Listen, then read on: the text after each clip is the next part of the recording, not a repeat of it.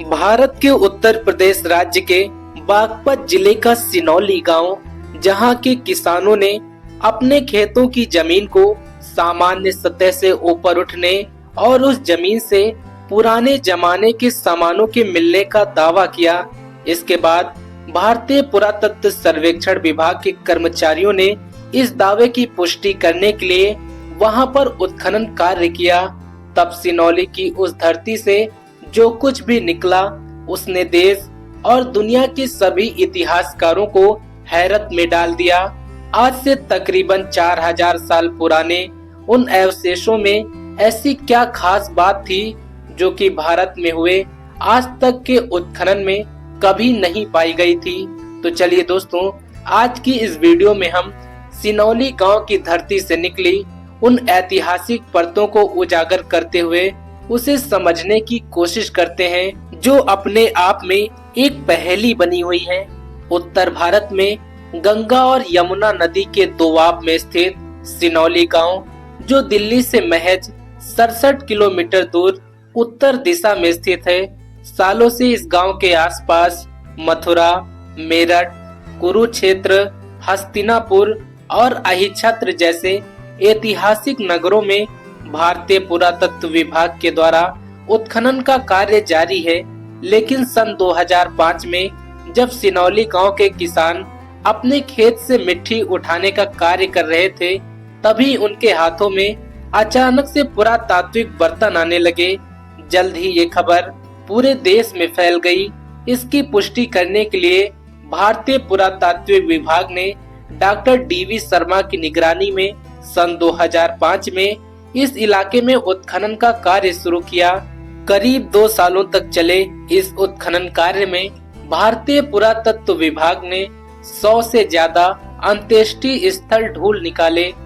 पुरुष, महिलाओं और बच्चों के कंकालों वाले ये सभी बरियल उत्तर पश्चिम दिशा की ओर सिर और दक्षिण पूर्व दिशा की ओर पैर रखे हुए थे। जहां पुरुषों के कंकाल तो पूर्ण अवस्था में पाए गए, पर वहीं पर महिलाओं के कंकाल विशेष रूप से अपूर्ण थे। सभी महिलाओं के पैर कटे हुए थे। शायद उस सभ्यता की महिलाओं को दफन करने की यही विधि रही होगी। इन सभी कंकालों के साथ तांबे और मिट्टी के बर्तन, मूर्तियां, कटोरे, सोने के कंगन, तांबे की चूड़ियां, मनके और अन्य कीमती पत्थरों की मालाएं भी विशेष मात्रा में पाई गई हैं।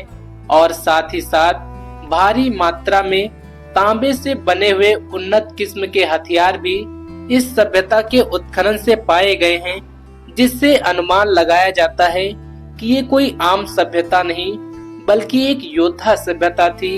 यहाँ की महिलाओं के बरियल में भी भारी मात्रा में हथियार पाए गए हैं। इससे ये भी माना गया कि 4000 साल पहले इस सभ्यता की महिलाएं भी पुरुषों की समान ही युद्ध कला में निपुण रही होंगी। उनके हथियारों में बड़ी मात्रा में तांबे की 2 नोक वाली तलवारें विशेष रूप से पाई गई हैं। तीर, धनुष, तांबे से बना हेलमेट और लकड़ी और तांबे से बनी ढाल का मिलना ये दर्शाता है कि ये सभ्यता एक निपुण और उन्नत किस्म की योद्धा सभ्यता थी।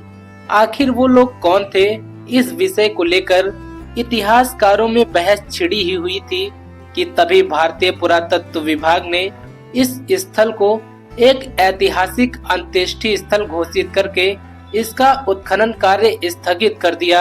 इसके साथ ही ये चर्चा भी स्थगित हो गई, जिसके माध्यम से इतिहासकार अपने अलग अलग अनुमान लगा रहे थे।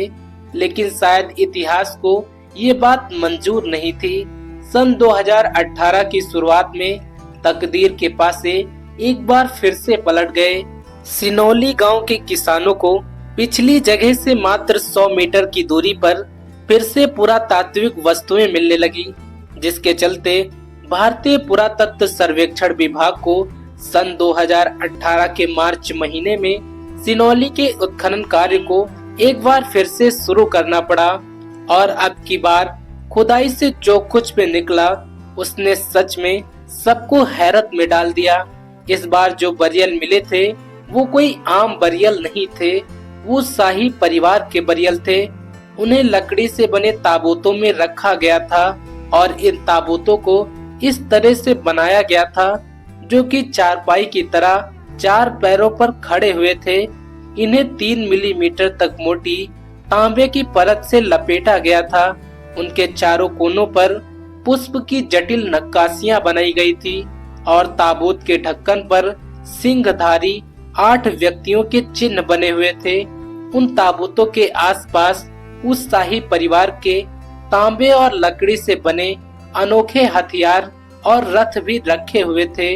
रथ जो कि रचना में काफी अद्भुत और बनावट में आधुनिक दिखाई पड़ रहे थे।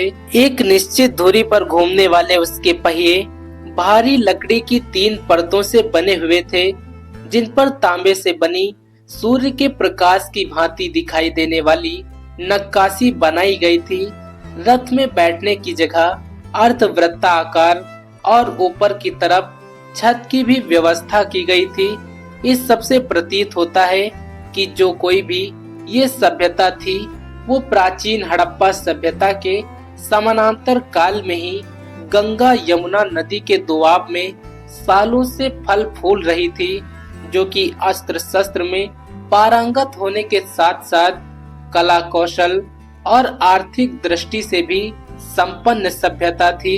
ये सभ्यता कुछ मात्रा में महाभारत में वर्णित योद्धा सभ्यता से मेल खाती हुई नजर आ रही थी, जो कि उन योद्धाओं के रथ, तलवार और धनुष जैसे हथियारों के साथ मेल खा रही थी।